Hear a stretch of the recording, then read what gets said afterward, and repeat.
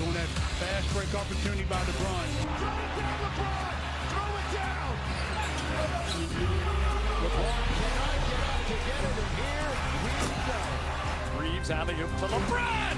Spectacular alley-oop! And the Lakers lead is 5. Right now, we're in a clutch game. 36 for Doncic. Luka looks to get into the lane. LeBron kicks it, corner, smart. Got it! Good game plan. And Austin has it! Austin! LeBron! Say goodnight! Say goodnight! They did. They said goodnight.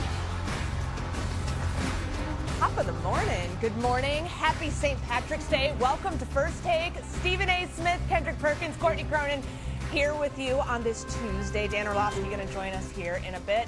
Guys, how are we feeling? How you guys doing?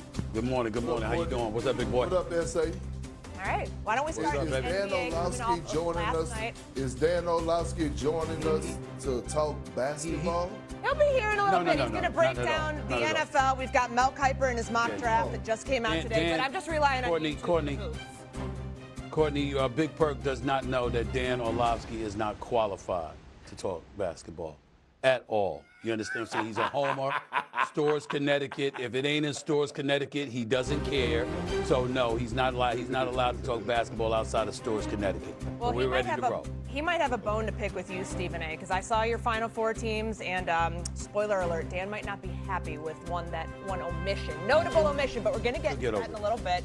We're going to start in the NBA, where the Lakers won their 6th straight game last night, defeating the Rockets 192 in Houston. Luka Doncic leading the way with 36 points in the win for LA, who held the Rockets to a season-low 35 points in the second half. The Lakers moved a game and a half ahead of the Rockets for the 3rd seed in the West with the win. All right, Stephen A., as we look at this Lakers team, I mentioned 6-game winning streak. What is their ceiling at the moment? Well, for me personally, I still think it's a deep run into the Western Conference semifinals. No better than that, because I think that when you look at Oklahoma and you look at San Antonio, those are the 2 top teams in the Western Conference. I certainly don't see the Lakers beating any of them if they run into either one of those squads. And so that's what it is. But we got to give the Lakers credit where credit is due in terms of what we're seeing. Big Perk knows this just as well as I do. You know what? Over the previous 10 games before their 4-game winning streak, I mean, they lost to like 12 of 13 against top 10 teams, but they've beaten the last 4 times they've gone against a top 10 team, they've won. They still got problems defensively. They still got problems getting production from their bench. They still got problems getting consistent level of production from DeAndre Ayton at the center spot. But Luka's averaging nearly 38 a game. He's shooting better than 40% from 3.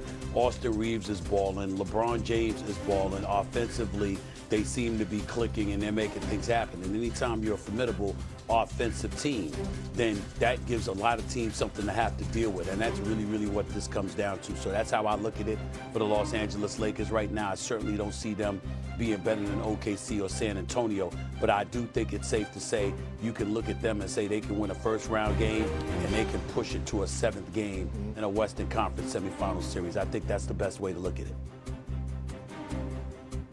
SA, I agree with you 1,000%.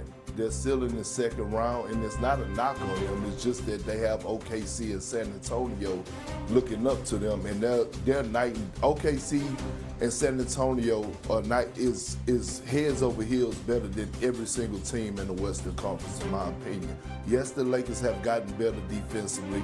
JJ Redick has been coaching his behind off, for us switching it up lineups-wise, playing Marcus Smart extensive minutes. He's been outstanding throughout this run.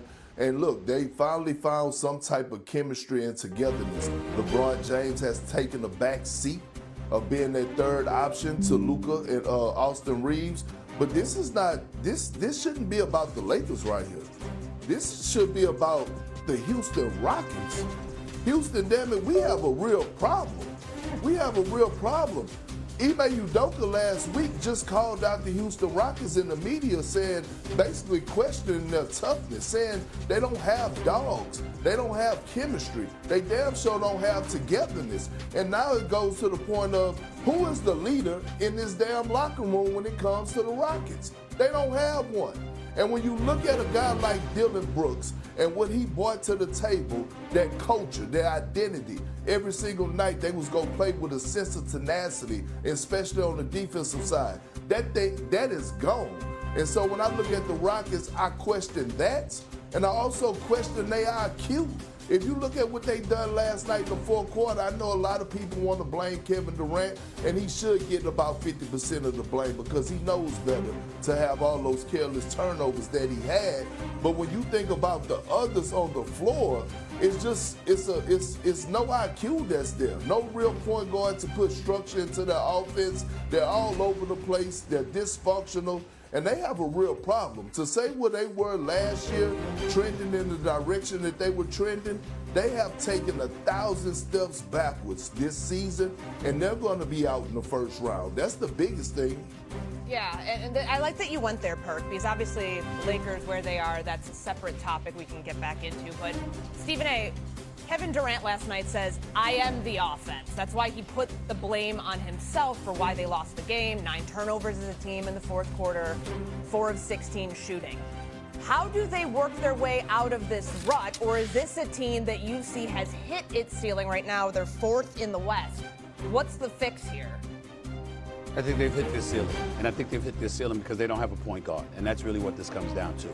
Point guard was so important to the Houston Rockets that I came into this season saying had Fred VanVleet not gone down, I would have had them as a title favorite because that's how much I believe in who they have and what they can do if you have a point guard, if you have a floor general. And it's inexplicable to me why they didn't go out and make sure they got a point guard throughout this entire season. Last night was an aberration. We all know that Kevin Durant, 2 points in the fourth quarter, 20% shooting. That's not who he is. That's not something that we can grow accustomed to. You know, that's just an aberration. I'm not going to sit there. 6 turnovers in the second half, 2 points, 20% shooting in the entire second half. This is Kevin Durant we're talking about here. That is clearly an aberration. That's not him.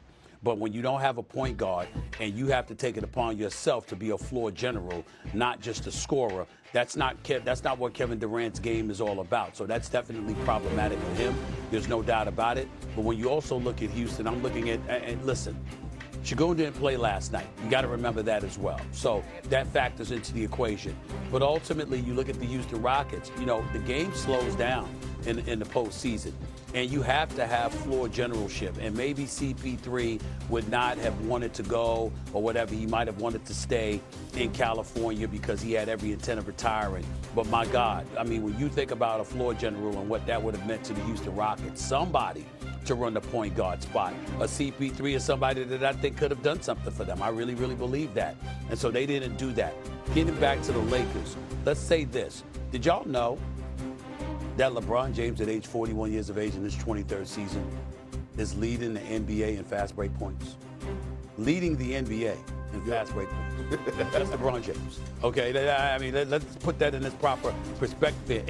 And props to him because he seems to be having a little bit more pep in his step as the season wanes. He doesn't seem to be wearing down. He's dunking on everybody. I mean, how many dunks has he had over the last few weeks? Every time you turn around, he's dunking on somebody right now. So you got to give credit where credit is due in that regard. Luka Doncic, the first 28 games of the season, Luka Doncic was shooting about 32% from three-point range. It's now been at 41% ever since. So not only is he averaging nearly 38, but it's on 41% shooting.